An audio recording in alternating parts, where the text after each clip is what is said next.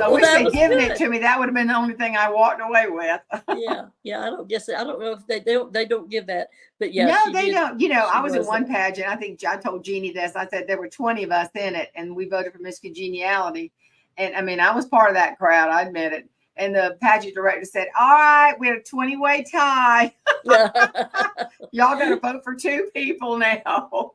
I thought that was so funny. That is I'm funny. really nice. I want to win something. That's funny. We had a lot of fun talking about the pageant world. And, you know, when Jeannie was Miss North Carolina, they were like royalty. I mean, that was a big deal. When I got a little taste of it, but not like in like Jeannie's year. Oh my gosh. Well, that back then in the dark ages, that was 60 years ago this year. Yeah. I'm 40. They had there are 100 counties in North Carolina, and every county had a contestant. Yes. You know, so that, I mean, there were it was a big deal, as you said. She was Miss Graham. And then the competition now is in Raleigh, but at that time it was in Greensboro. So Greensboro is where she won. Oh man, actually won. Let me touch base. I don't know if you have ever been here and come to the Graham Historical Museum. I heard about that, but no, I'd like to hear about. I know everybody would love to hear about it. All right. Well, they've been. Dee has put some of their posts up on the Facebook page, so some people have probably seen it because they're putting it on their Graham. There's a City of Graham page, I think, or something.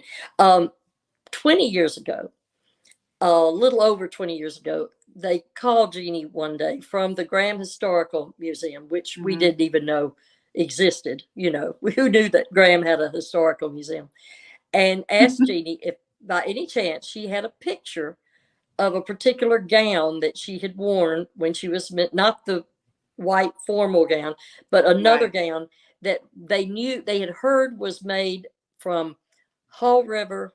Haw River is a little town up the road. Fabrics. There was a textile mill. They were and they had donated fabric for making clothes for Miss North Carolina. And yes, she had worn. She had a gown made out of a print material that was Haw River fabric. Did she by any chance have a picture? They were trying to put up a display of stuff the Haw River fabrics had done. Oh. And Jeannie said, "I do have a picture. However, would you like to have the gown?" Oh, nice. "And would you like the gloves and the shoes that went with it?" Jeannie had everything that she had. Everything she'd worn. Girl after my own heart. I'm with her.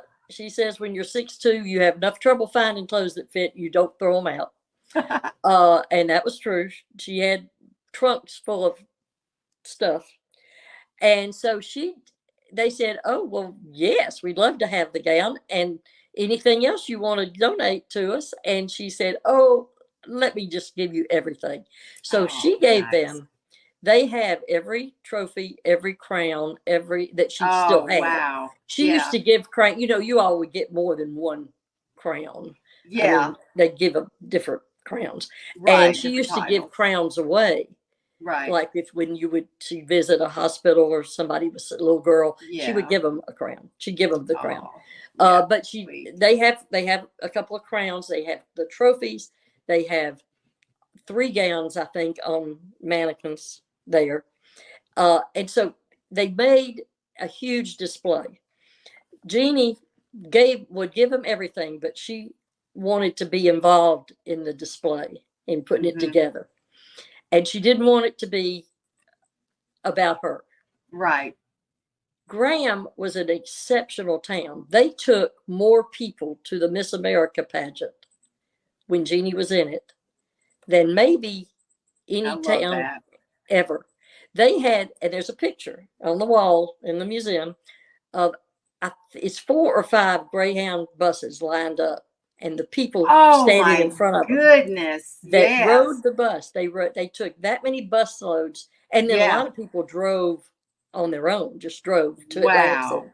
So she named the museum, the exhibit, behind her all the way one small town's, forgotten the rest of the line, something about for one of what one small town did for one of their own.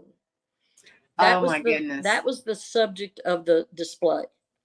Mm-hmm. And it was a really good display. I mean, we spent she spent a lot of money having signage done and buying cabinets to put things in and putting this stuff up. And it opened in July of 2003. And it took up a whole room in the building. They went upstairs with it and put it up there. About 6 or 7 years ago, maybe, they needed that room. The town of Graham needed office space. And they had that room with this display that had been there for a lot of years at that point. So they called and said, we're going to have to condense it down to a much smaller exhibit. Do you want anything back, or can we give you this stuff back? And she said, oh, no. No. No. Yeah. The deal was you take it. I developed an attic in my house that I didn't have before because I got all that stuff out. I don't care what you do with it.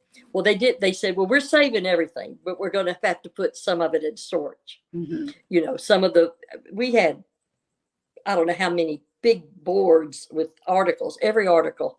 I mean, there were a lot of articles written about her in a year because it was the whole year of her being Miss North Carolina. So we went to, they broke it down and we worked with the lady that was doing that. And it ended up a very small display, but still in the museum.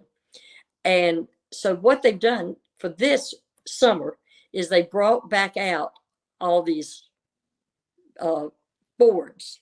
They have it really nice because of it being her 80th birthday. Oh, man. And the 60th anniversary of her being Miss North Carolina. So they brought all this out and they have it in the museum now. And on September 24th, which is the Sunday after her birthday, they're doing a reception at the museum that day. And, have refreshments and they have people there are still some people, they're pretty old now, who went to Atlantic City and have stories to tell about that. And they have people that were on her high school basketball team with her. They have some local people who are going to tell stories and talk, and they've got videos playing and things like that. So that is awesome. That's a really nice thing that they're doing. And that'll be, we're advertising it on on Jeannie's Facebook page. Well, I knew that there was a presence at in one spot, but this is even, oh my gosh, this is great. That's a destination event. And then they'll take it down and they'll put it back in storage and cut it back down smaller because they change their exhibits down there. Yeah.